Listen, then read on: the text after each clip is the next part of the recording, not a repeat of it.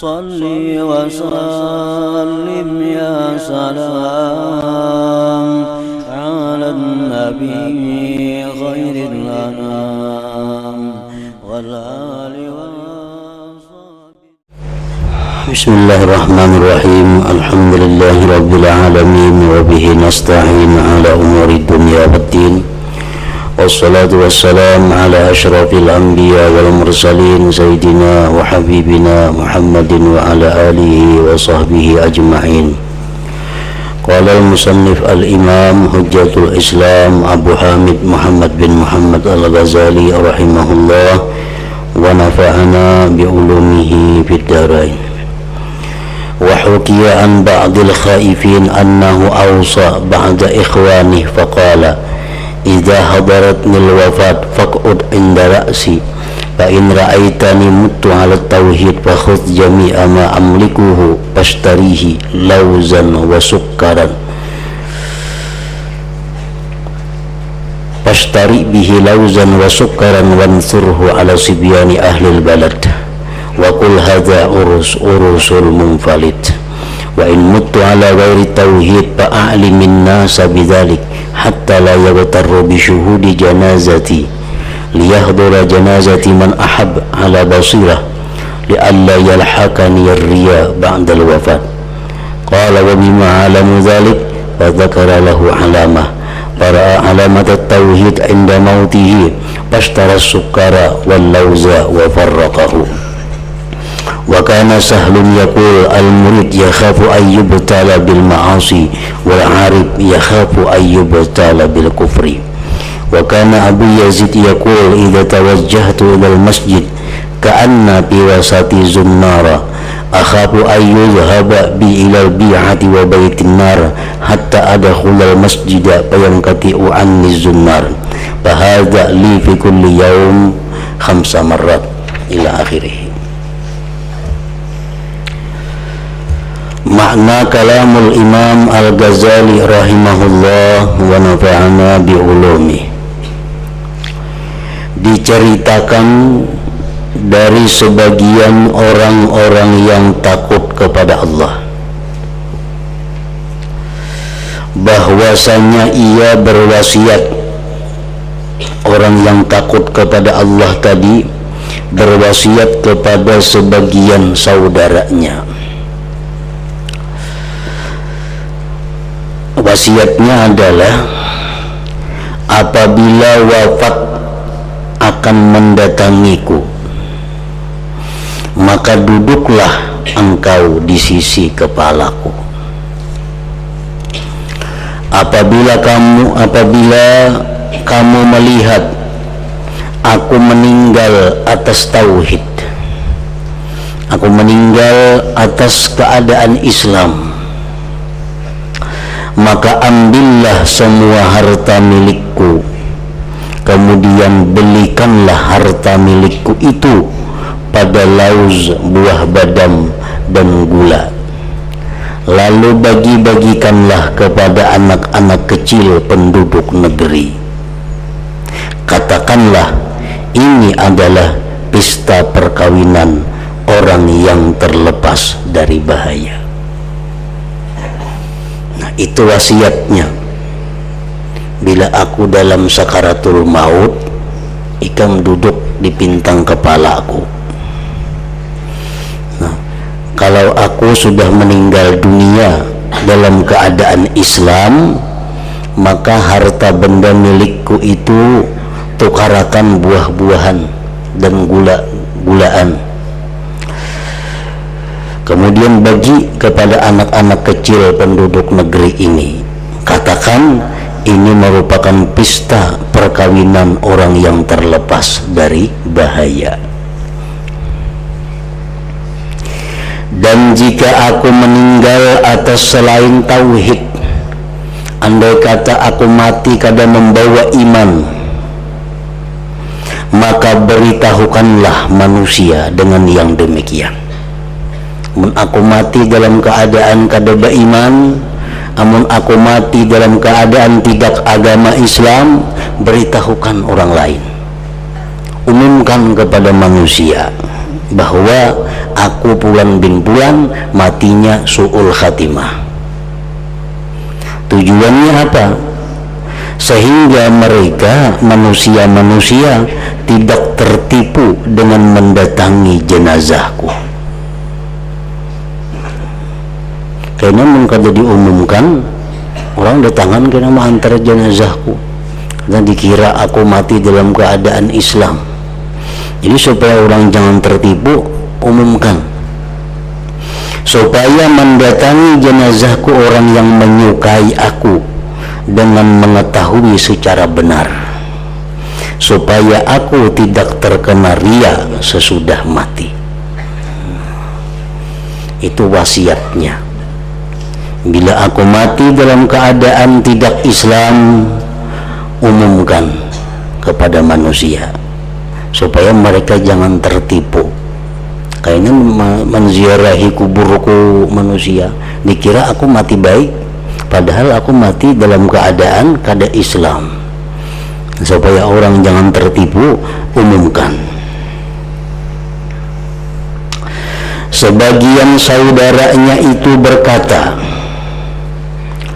mendiwasiati ini betakun, dengan apa aku tahu yang demikian? Kayak apa aku tahu pada ikam ini mati dalam Islam, ikam mati dalam keadaan tercabut iman, apa tandanya? Dengan apa aku tahu yang demikian? Maka disebutkan kepadanya tanda. Tandanya macam ini. Nah, ujar orang yang takut kepada Allah tadi, bila aku mati tanganku itu masih menggenggam tangan ikam, berarti aku mati dalam keadaan Islam. Tapi bila aku mati tanganku ini lepas daripada tangan ikam, berarti aku mati lepas daripada iman. Itu tandanya.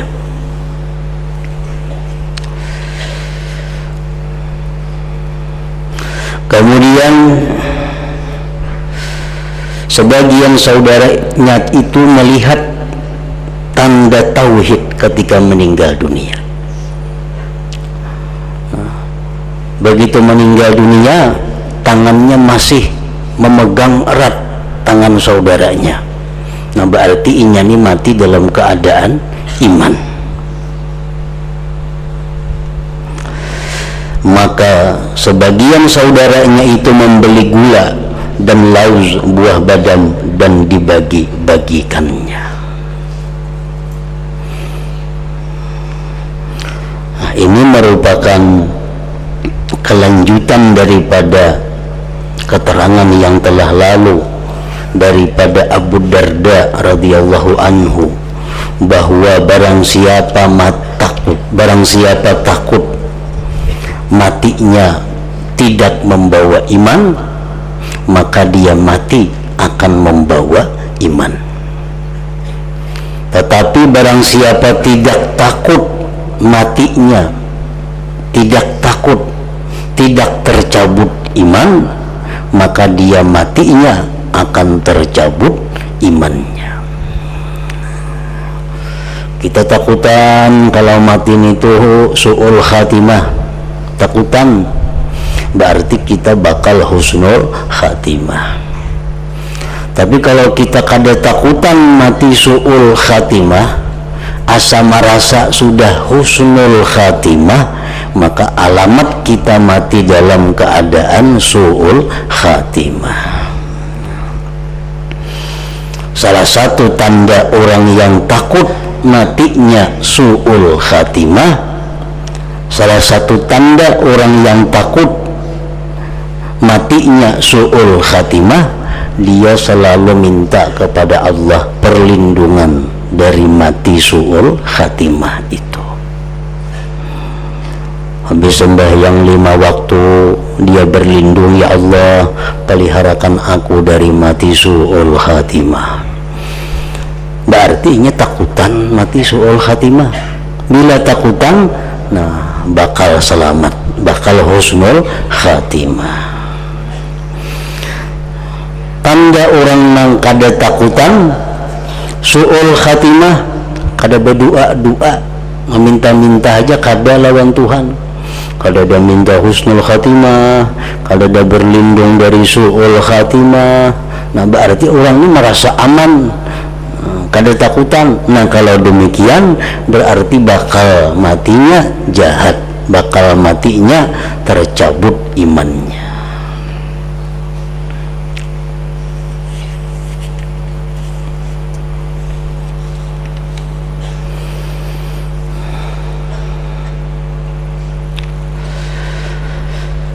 Sahal rahimahullah ta'ala berkata, seorang murid itu takut akan mendapatkan cobaan dengan kemaksiatan-kemaksiatan, dan orang yang arif itu, orang yang ma'rifat itu takut akan mendapatkan cobaan dengan kufur. Nah, orang-orang biasa, orang-orang yang masih muridnya takutan kalau jatuh ke dalam maksiat. Kalau orang yang mengenal Allah, bukan hanya maksiat yang dia takuti, kafir dia takut. Sebab kan ada satu jaminan, kita hari ini Islam, esok masih Islam. Kan ada jaminan bahwa kita hari ini menuntut ilmu, beribadah, kan ada jaminan kita mati bakal selamat. Nah oleh karena itu mereka takut akan kafir, takut akan matinya tidak membawa iman.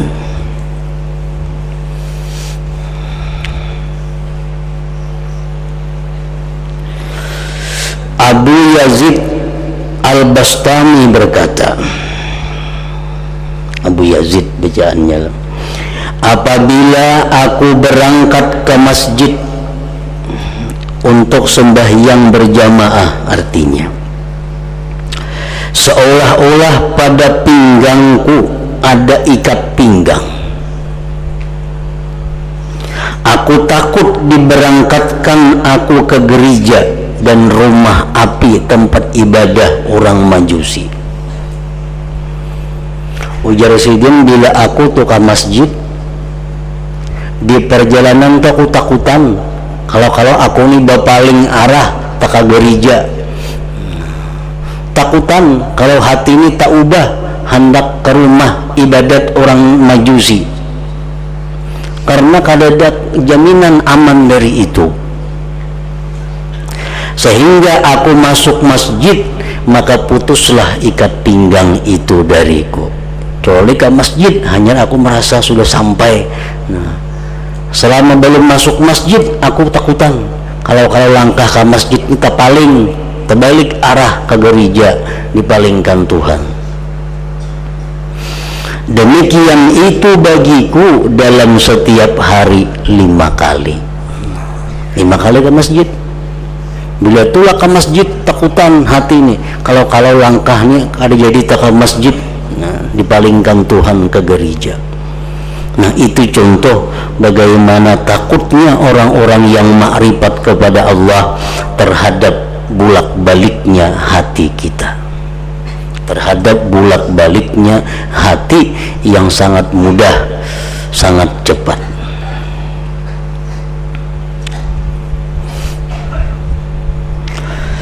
Diriwayatkan dari Al-Masih alaihi salatu wassalam bahwasanya beliau berkata, Nabi Isa alaihi salatu wassalam, wahai golongan Hawariyin, ini sahabat-sahabat Nabi Isa, kamu semua takut melakukan maksiat, sedangkan kami golongan para nabi merasa takut akan kafir.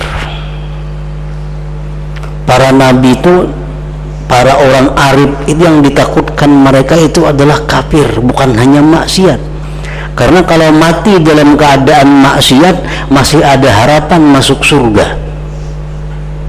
Tapi kalau mati dalam keadaan kafir itu kekal selama-lamanya di dalam api neraka.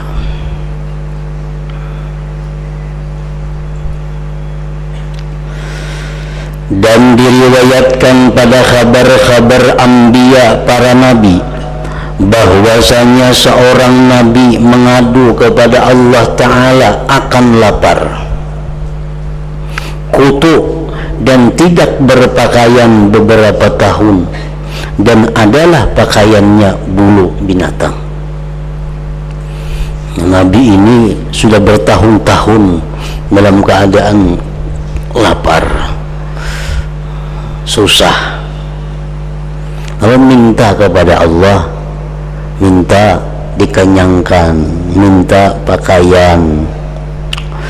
Maka Allah Ta'ala mewahyukan kepadanya Nabi, wahai hambaku, apakah kamu tidak senang bahwa aku memelihara hatimu dari kafir denganku? Ikam meminta pakaian, meminta kenyang, menjadi Tuhan. Ikam kada senangkah selama ini hati ikam cukup pelihara daripada kafir, sehingga kamu meminta kepadaku akan dunia? Nikmat yang paling besar yang diberikan Allah kepada manusia itu adalah nikmatul iman, nikmat iman. Kalau sudah dapat nikmat iman itu, kada peduli lagi dengan nikmat yang lainnya. Makanya ada seseorang mengadu kepada Imam Sahal, wahai Imam, malam tadi ulun kehilangan, maling naik ke rumah, habis harta diambil. Ujar Imam Sahal, itu untung ikam, untung kada iman ikam diambilnya. Jika iman ikam diambilnya, nah, maka semuaan itu kada menjadi berarti lagi. Maka Nabi itu mengambil tanah lalu diletakkan di atas kepalanya dan berkata, ya sungguh aku senang wahai Tuhanku, maka peliharakanlah akan aku dari kafir itu.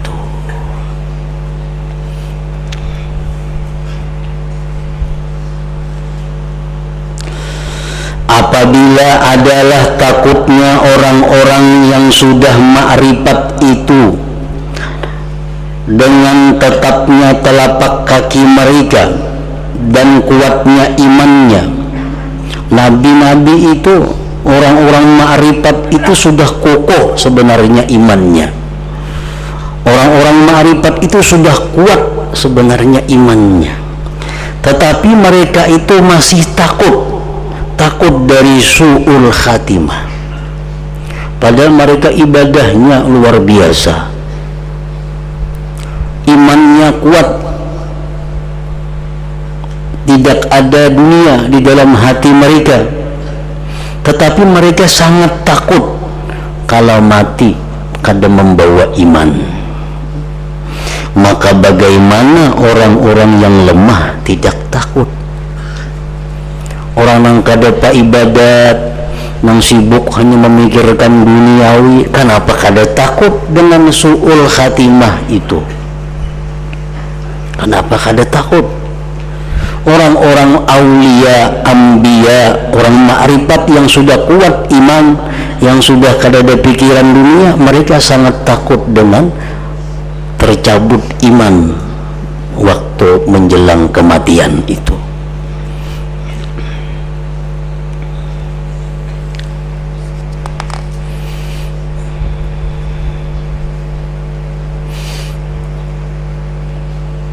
Jadi su'ul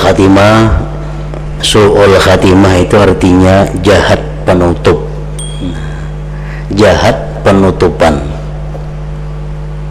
Kalau husnul khatimah itu baik penutupan, akhir hidup ditutup dengan kebaikan. Nah, su'ul khatimah akhir hidup ditutup dengan kejahatan. Su'ul khatimah ini ada yang sifatnya kabir, besar, seperti mati kada membawa iman sama sekali, dan itu bukan sedikit, banyak yang demikian. Makanya para anbiya aulia tadi takutan.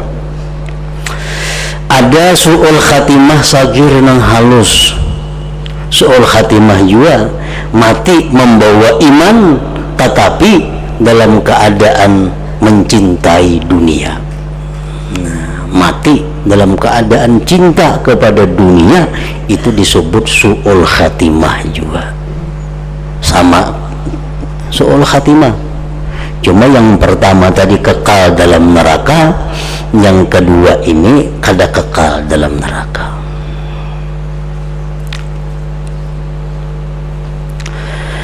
Su'ul khatimah itu memiliki beberapa sebab yang mendahului atas kematian. Artinya su'ul khatimah itu ada sebab-sebab di waktu dia masih hidup yang akibatnya mati dalam keadaan jahat tadi, seperti perbuatan bid'ah. I'tikadnya umpamanya i'tikad yang bid'ah, inya ma'iktikadkan sesuatu i'tikad yang kada dikenal pada masa Rasulullah sallallahu alaihi wasallam, seperti ma'iktikadkan jahatnya sebagian sahabat Nabi. Nah, itu i'tikad bid'ah, karena di zaman Nabi i'tikad seperti itu kada dikenal. Seperti ma'iktikadkan jahatnya sebagian keluarga Nabi, itu i'tikad yang tidak dikenal pada masa Nabi. Di masa Nabi itu yang dikenal adalah sahabat itu orang-orang yang dipuji, orang-orang mulia. Keluarga Nabi itu orang-orang yang dipuji dan orang-orang mulia. Itu i'tikad yang dikenal di masa Nabi. Kalau kita mengiktikadkan bahwa sebagian daripada sahabat Nabi itu ada yang celaka, Abu Bakar semuanya kita i'tikadkan celaka, Sayyidina Umar. Nah, ini i'tikad bid'ah yang tidak dikenal di zaman Rasul. Nah, kalau kita demikian halnya, itu adalah petunjuk jalan untuk mati su'ul khatimah.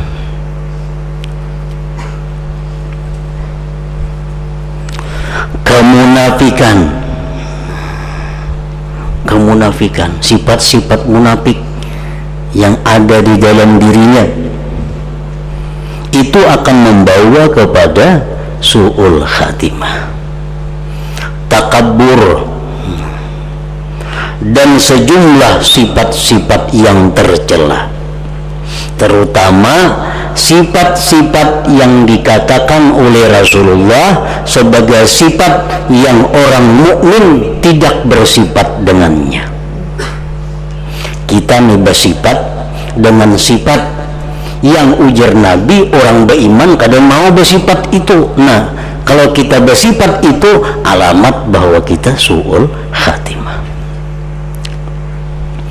Contohnya ujar Nabi kita, khaslatani la yajtami'ani fi mu'minin. Ada dua perkara yang keduanya itu kadang mau berhimpun pada orang beriman. Nah, orang beriman kadang mau bersifat ini.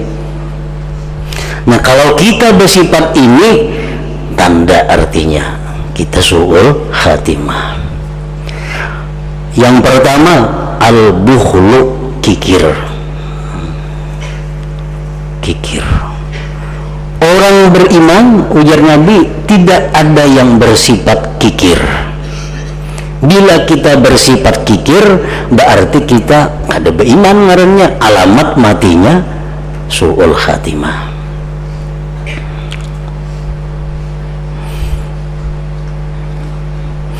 Pengertian bakhil di sini adalah merasa memiliki harta yang dianugerahkan kepadanya dan menganggap orang lain tidak ada hak dengan harta itu bakhil. Kita memiliki harta banyak, kalau kita merasa itu adalah harta milik kita, orang lain tidak ada punya hak dengan harta milikku ini. Nah, bila sifat itu ada di dalam hati kita, itu mengarah alamat bahwa kita mati dalam keadaan kada baik. Yang kedua, yang tidak ada pada diri orang yang beriman, su'ul khuluq, jahat budi pekerti.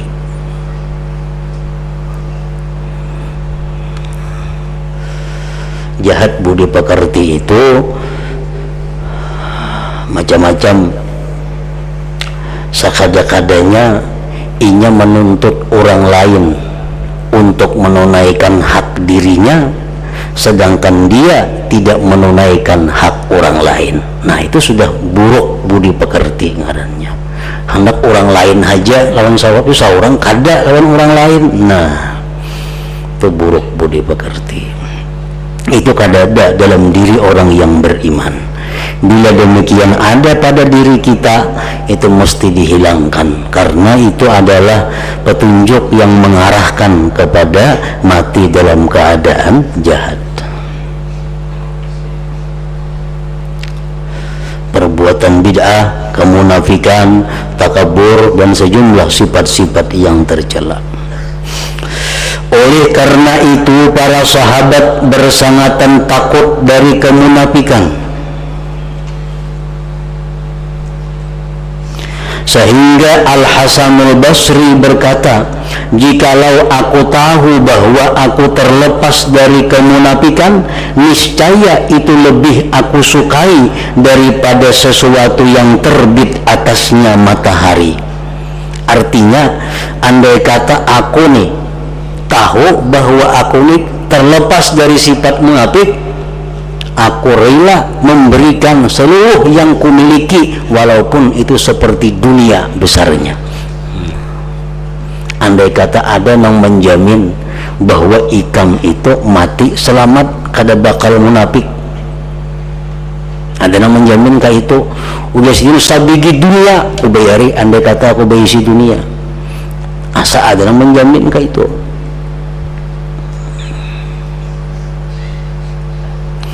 Niscaya itu lebih aku sukai daripada sesuatu yang terbit atasnya matahari.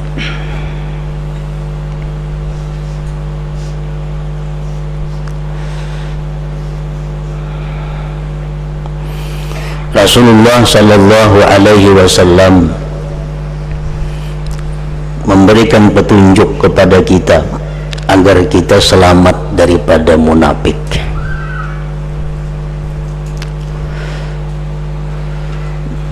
Berbagai macam cara, berbagai macam amaliyah yang diajarkan oleh Nabi agar kita terhindar daripada sifat kemunafikan, karena sifat kemunafikan tadi mengarah kepada mati dalam keadaan jahat.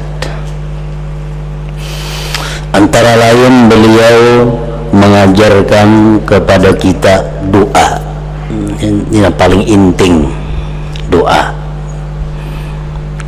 Berapa kali sehari kita berdoa terserah kita. Nabi kadang menentukan banyaknya dan waktunya. Allahumma tahhir qalbi minan nifaq, Allahumma tahhir qalbi minan nifaq. Ya Allah, sucikan hatiku dari sifat munafik. Wa amali minar riya, sucikan amalku daripada riya. Wa lisani minal kadzib, sucikan lisanku daripada dusta.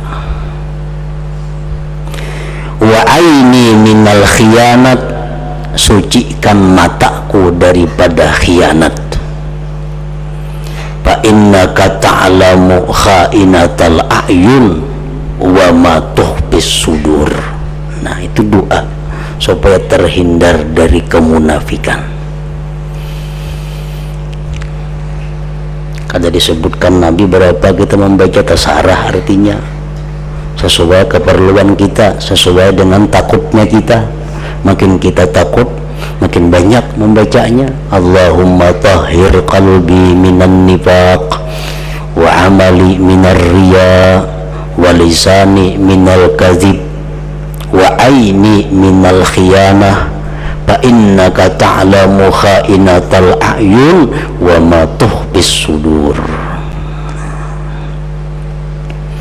Sucikan hatiku dari kemunafikan, sucikan amalku daripada riya, sucikan lisanku dari dusta, sucikan mataku dari khianat. Bahwa engkau mengetahui khianatnya mata dan yang menyembunyikan oleh hati. Tuhan mengetahui itu.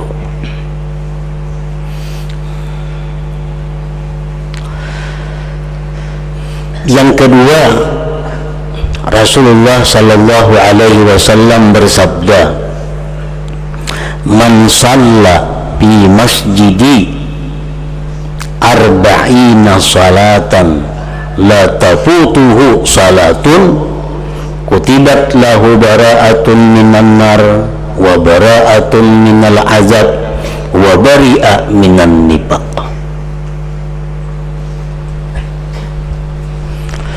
Barang siapa, ujar Nabi, yang sembahyang di masjidku, di Madinah situ, Masjid Nabawi, 40 sembahyang fardu, tentunya berjamaah. Tidak keluputan akan dia satu sembahyang pun. Artinya sembahyang itu berturut-turut 40 waktu. Sembahyang berjamaah di Masjid Nabawi berturut-turut 40 waktu. 8 hari kah hitungannya? Ditetapkan bagi dia terlepas dari neraka, terlepas dari azab, terlepas dari sifat kemunafikan. 8 hari di Madinah sembahyang ke Masjid Nabawi berjamaah, jangan taliu-liung, 40 waktu berturut-turut, la tafutuhu salatun. Nah, itu amalan untuk terhindar dari sifat kemunafikan.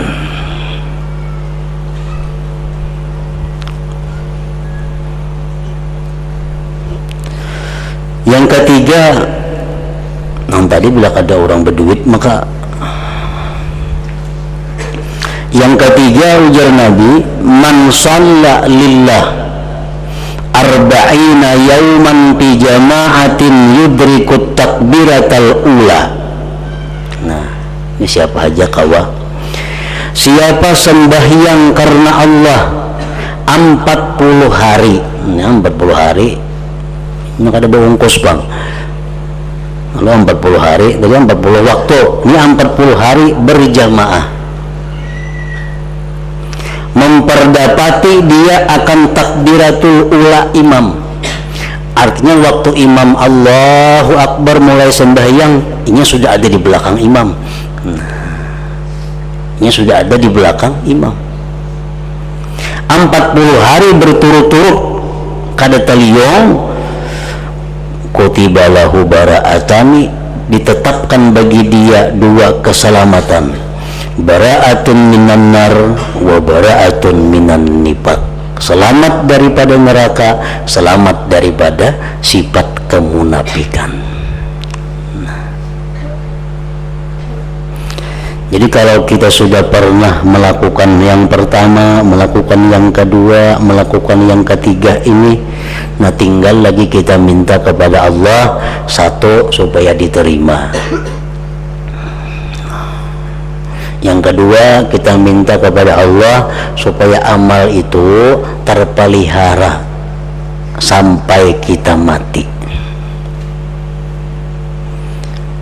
Ya, banyak amal kita diterima oleh Tuhan, cuma kada sampai kita mati amalnya habis.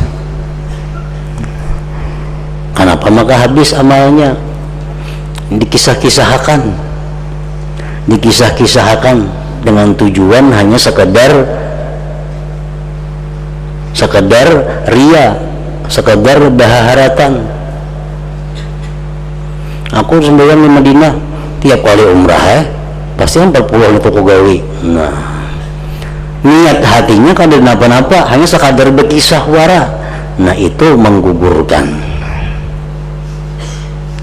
Walaupun diterima Tuhan sudah asalnya, tapi karena dikisah-kisahkannya, diria-riakannya, dikhawatirkan itu gugur.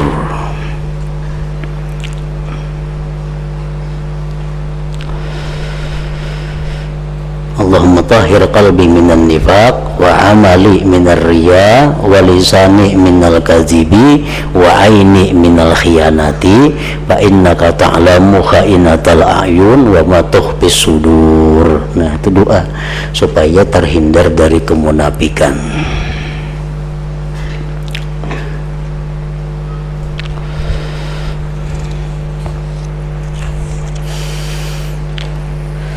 Mereka para ulama, para sahabat tadi tidak menghendaki dengan kemunafikan itu lawan pokok iman, aslul iman.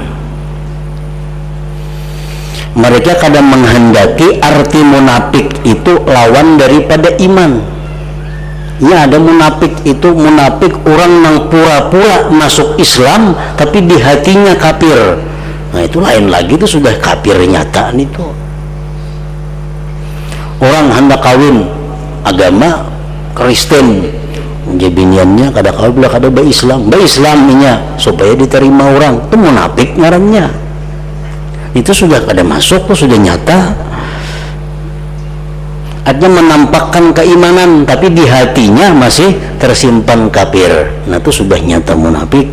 Sedangkan dimaksud dengan munafik yang kita tadi, maksudnya adalah akan tetapi yang dimaksudkan dengan yang munafik itu adalah sesuatu yang berkumpul dengan pokok iman. Orang ini ada iman cuma ada munafiknya.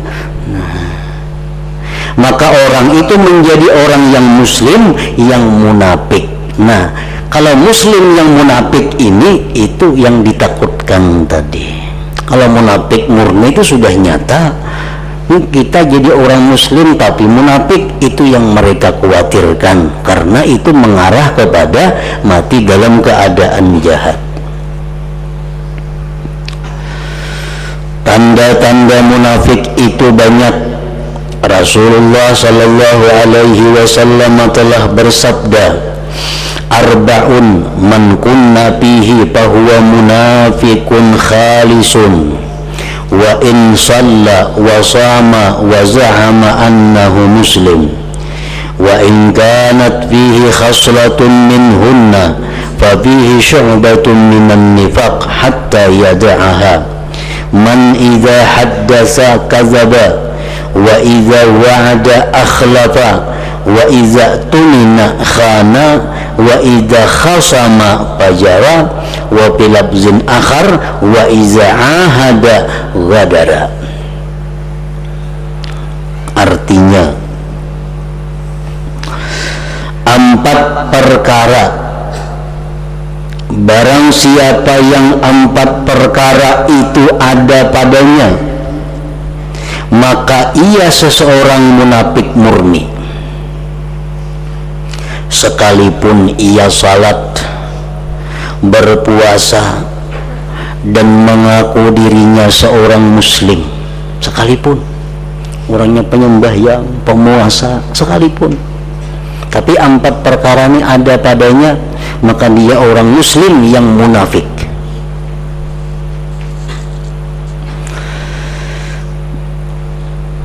Dan jika ada padanya 1 perkara dari 4 perkara itu, maka padanya terdapat 1 cabang dari kemunafikan sampai ia dapat meninggalkannya,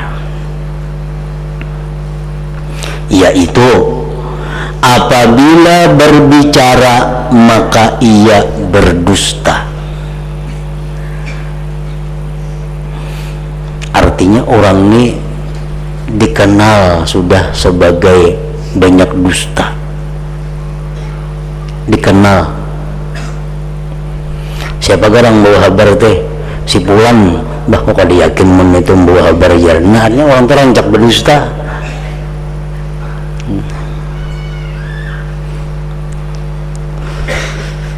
Apabila berbicara maka ia berdusta.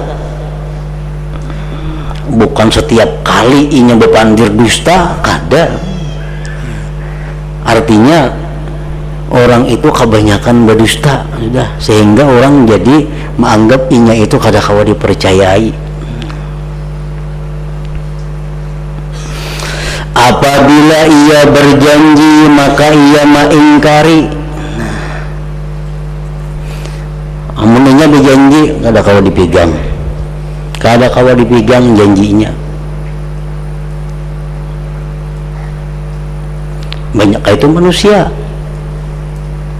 janji itu kada kawa dipegangi, jadi isuk 10% aja kita percaya, banyak kadanya. Apabila ia berjanji maka ia mengingkari.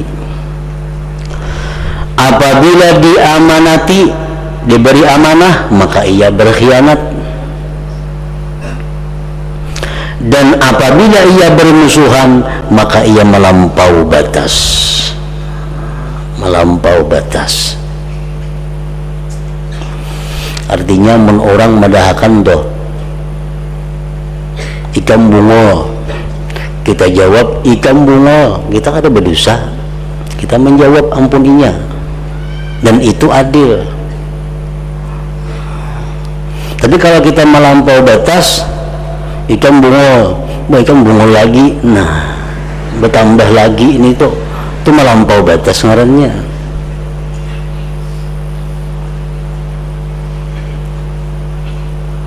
Membalas kezaliman, sekedar kezaliman itu adalah adil. Adil. Tapi kalau kita kada membalas kezaliman orang, ngarannya ihsan.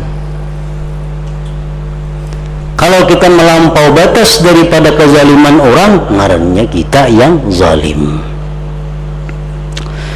Dan apabila ia bermusuhan maka ia melampau batas.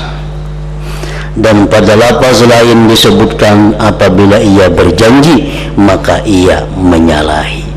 Nah, itu sifat-sifat kemunafikan yang diterangkan oleh Rasulullah sallallahu alaihi wasallam dalam satu hadis ini. Dalam hadis-hadis yang lain ada juga Rasulullah lagi menerangkan sifat-sifat kemunafikan yang selain ini, yang dipaham oleh para sahabat Nabi sallallahu alaihi wasallam. Nah, dari situ para sahabat dan para tabi'in menafsirkan arti nifaq.